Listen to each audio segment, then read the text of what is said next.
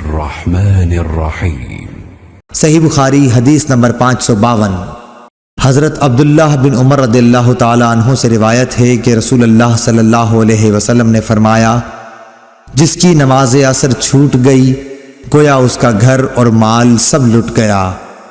इमाम बुखारी ने फरमाया कि सूरह मोहम्मद में जो यतिरकुम का लफ्ज़ आया है वो वित्र से निकाला गया है। वित्र कहते हैं किसी शख्स का कोई आदमी मार डालना या उसका माल छीन लेना।